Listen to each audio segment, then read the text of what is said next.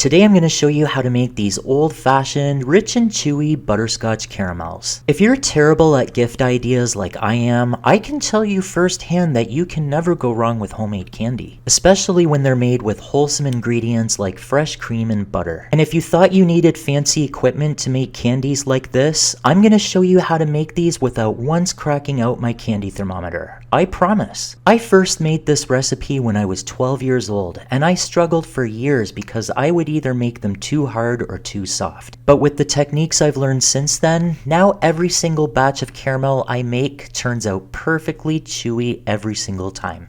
And I'm so excited to share this recipe with you.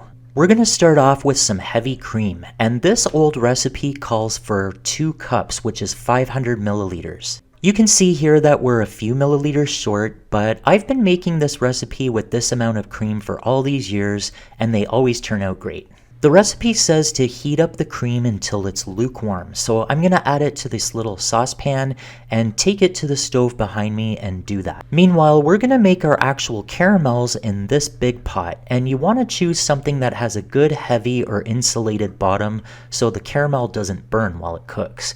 I'm going to start with 2 cups of packed brown sugar, 1 cup of corn syrup, and don't forget to oil that measuring cup before you add the corn syrup because then it'll slide out really easily and save you a lot of frustration. And last but not least, 1 teaspoon of salt.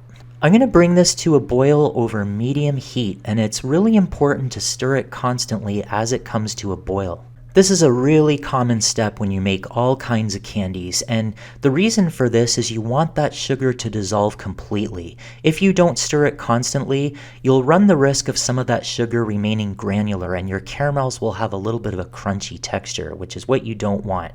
You want nice smooth caramels. It's going to take several minutes, but once it finally does come to a boil, you can stop stirring. In fact, it's best not to stir while candy actually cooks. You might want to lower the heat a little bit and just let it simmer like this for 1 to 2 minutes or until it reaches 250 degrees Fahrenheit. But like I said, we're not using a candy thermometer, so instead I have here a cup of very cold water.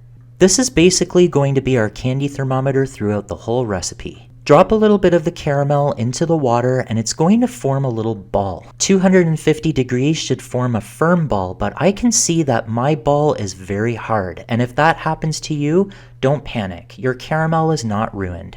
You just don't want it to be a very soft ball or a non-existent ball. At this point, start slowly adding your lukewarm cream. About 1/4 or 1/3 at a time. You want to add it slowly enough so that your caramel never stops boiling. And if your cold water test from a few seconds ago gave you a very, very hard ball, it's possible that adding the cream is making your mixture seize up into a clumpy texture with big chunks of candy forming. If that's happening, don't worry, just keep stirring in that cream and all those chunks of candy will melt away. And also, don't be alarmed if adding in the cream does cause your mixture to stop boiling. It's not a big deal if that happens.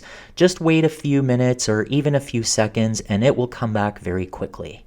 Alright, once you've stirred in all your cream, you can stop stirring, and now we have to bring this mixture back up to firm ball stage or 250 degrees Fahrenheit again. And this time it's going to take much longer, at least 30 minutes. You don't have to babysit it, but I wouldn't necessarily walk away and start another project either. Keep an eye on it and make sure it's not overboiling. Control the heat as necessary, and every now and then it's not a bad idea to kind of stir it with your wooden spoon just to make sure it's not burning on the bottom. Candy does like to remain undisturbed while it's cooking, but you can check it every now and then just to be sure. Now, at what point should we start checking our mixture with the cold water test to see if we're at firm ball stage?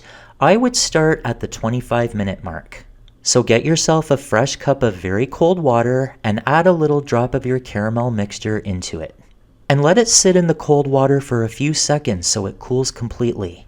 I'm just going to show you what the ball looks like that's formed on the bottom, and as I feel it, I'm noticing that it looks good, but it's a little bit on the soft side. You want to ask yourself, if you were to cut this mixture into squares, would they hold their shape? I'm guessing that the texture I have here would not. It's just a little too soft. So I'm going to drop it back into the pot and let it cook for another 5 minutes or so. See, basically the longer you cook this, the harder your candies are going to turn out. So after a few more minutes, I'm going to check it again. Just drop a little bit of your caramel into that cold water and check out the ball that forms on the bottom. And I can tell right away that this is a much more acceptable texture. It's a lot more firm, and it even has a slightly chewy exterior. What you want to do is squish it a little bit, and you can even pull it apart like this. And if it looks like caramel, then chances are good that you're at the right point. Firm ball stage is anywhere between 245 and 250 degrees Fahrenheit if you do have a candy thermometer. Now we're going to add half a cup of butter, which you can see I've cut into pieces. And just like with the cream, you want to add it slowly, bit by bit, so the caramel never stops boiling. And by the way, if you've made it this far into the video, I want to start by saying thank you for watching. And also, I'm guessing it's because you like what you're seeing. So if that's the case, let me know by hitting that like button. And if you haven't subscribed to I Cook and Paint, what are you waiting for? Hit that subscribe button along with that little notification bell, and that way we can keep cooking all these wonderful, tasty recipes together. The full written recipes are always available on my food blog, icookandpaint.com, and it's all 100% free, so why wouldn't you? Alright, as you can see here, it looks like we're adding in the last bit of our butter, and you're going to notice that when you add in the butter, it takes a lot of stirring to get it fully incorporated into that caramel. Just be patient and stir for a few minutes if you have to. Get those sides, make sure every little bit is mixed in, and then when you see that it's nice and blended, you can stop stirring. Now we have to bring it to firm ball stage one more time. You've been a real trooper if you've made it this far, but it's going to take another 5 to 8 more minutes of cooking until it reaches firm ball stage again. So here we are doing the last cold water test, and it looks like we're just at the right consistency. Here we are with a nice firm ball. You know, if you ask me, nothing beats the cold water test when making candies. So if candy making is something you want to do more of and you just don't want to buy a candy thermometer, now you know you don't ever have to. Now I'm going to shut off the heat. We are done cooking our caramel. And this is an optional ingredient, but you can add a teaspoon of vanilla extract. Because the brown sugar is kind of already a butterscotch flavor in itself, the vanilla is totally optional. If you do have a butterscotch flavoring or essence of some sort, this would be a perfect time to use it. Now I'm going to pour this caramel into an oiled 8-inch square pan. If you had a 9-inch pan, that would work too. Your caramels are just going to be a little thinner. And don't worry about trying to get every little last bit of caramel in there, because the more you scrape the pot at this point, the more the color and the texture changes. So if you have a little bit of caramel left over in the pot, set that aside and treat yourself to it, because you deserve it after all. Now we're going to let this caramel cool in the pan for a few hours until it's completely solidified.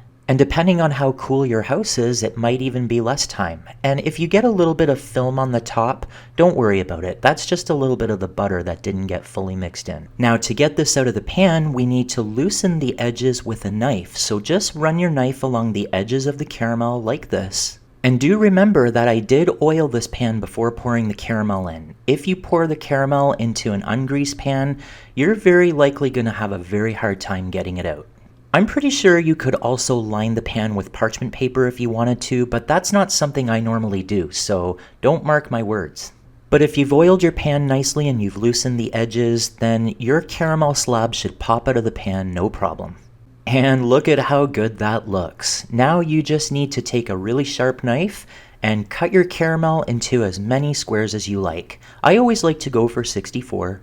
So 8 equal pieces each way, but if you're really careful, you could probably get away with getting more caramels. To get really nice clean cuts, it helps to rock the knife back and forth as you're cutting. And if it happens that you're not happy with how firm your caramels are, like say they're too soft, all you have to do is put all this caramel back into the pot and cook it for a little longer. If they're too hard, put it back into the pot with a little bit of water, and then you can recook them from there. Just be sure to keep that cup of cold water handy so you can check for the firm ball stage. But you can see here, just by the way it's cutting, that this caramel was cooked to the perfect consistency.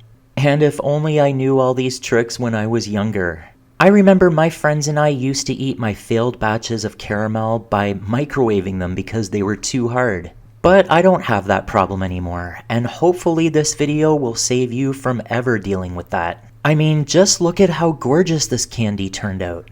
You're never gonna find caramels this nice in a grocery store. And imagine gifting these to your favorite people. They turn out so rich and chewy and butterscotchy. Sometimes I like to cover them in chocolate or even make turtles out of them. I have a turtles video on this channel and I'll link it in the description below in case you want to check it out. That cold water test just doesn't lie, and now all the candies you want to make will always turn out perfect. Now we're not quite done yet because now we have to wrap these individually with wax paper. And these squares I just cut from a roll that I got at the grocery store, and if you make your caramels the size I did, you're gonna need 4-inch squares. And if you want to get a little fancier, you could even get some candy wrappers from a craft store or even order them online. But that's all there is to it, guys. Hopefully this video has taught you a few things, and maybe you're inspired to make these caramels for gifting or even just for yourself. Or maybe you might like to check out these other amazing candy recipes.